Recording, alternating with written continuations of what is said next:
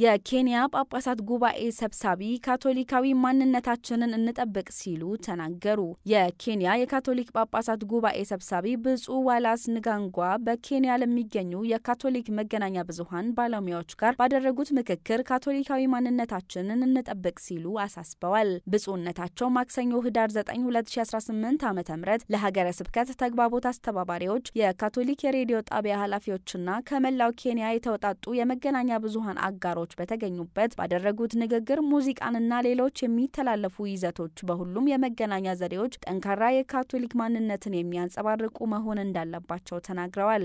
በሁሉም ግንኙነታችን ውስጥ የካቶሊክን ማንነት መጠበቅ አስፈላጊ ነው ያሉት ብፁዕ ዋላስ ፕሮግራሞች፣ ሙዚቃና ሌሎች ይዘቶች የቤተ ክርስቲያኒቱን አስተምህሮ ሙሉነት፣ የቅዱስ ቁርባንን ምንነትና መንፈሳዊነት የሚያንጸባርቁ መሆን አለባቸው ሲሉ ተናግረዋል። ብፁዕነታቸው በመጨረሻም ባስተላለፉት መልእክት አፍሪካ ሀገር ውስጥ የሚገኙ የካቶሊክ መገናኛ ብዙሃን ባለሙያዎች የተስፋ መድረክ፣ የእውነት መስታወትና በህዝቦች መካከል የህብረት ድልድይ የመሆን ኃላፊነት እንዳለባቸው አስታውሰዋል። መረጃው የኤሲያ አፍሪካ ነው።